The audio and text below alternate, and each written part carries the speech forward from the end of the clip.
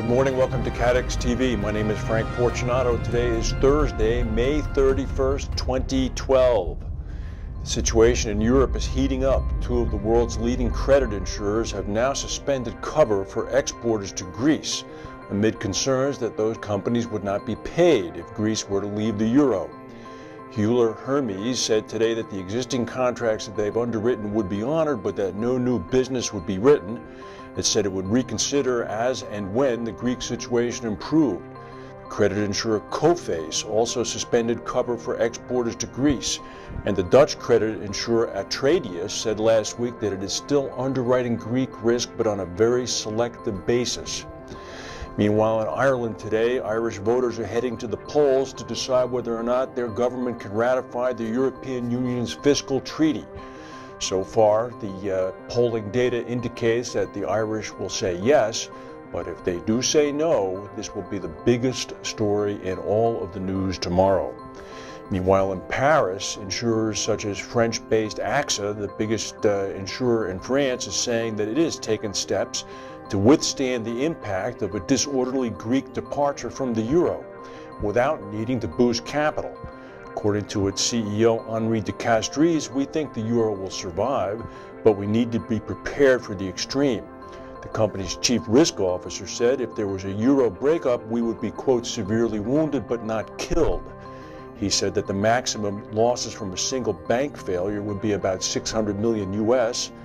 He said that they had been doing studies on this in 2009, which were purely intellectual scenarios. However, by now, he said, this is a concrete possibility that they need to examine.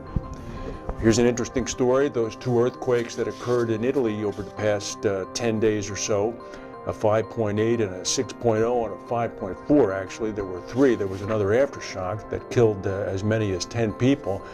There's a big divergence of opinion between the two main modeling companies as to what the insured losses are from them. One modeling company, Equicat, says that the upward limit of insured losses could be as much as 700 million euros. The other modeling company, AIR, says that based on reports so far, we estimate that the insured losses will not be significant. In fact, they think they're going to be so insignificant that they fall below the level where the company would even publish a loss estimate.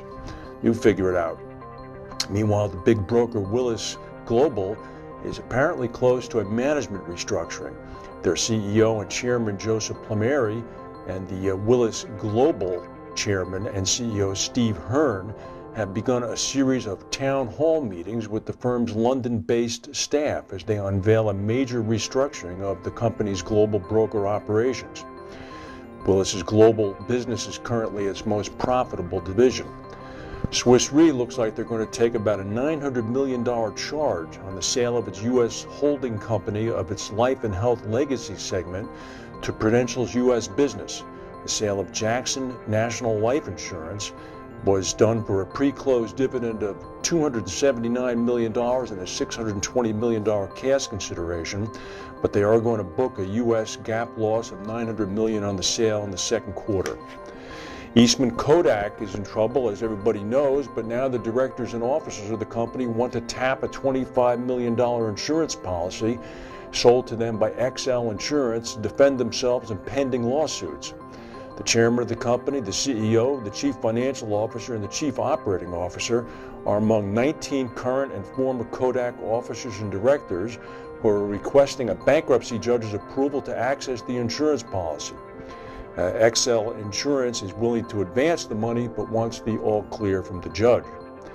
India's economy is weighed down by slower manufacturing, grew at a 5.3 pace in the first quarter, and that was sharply lower than the previous quarter and much lower than estimates from economists.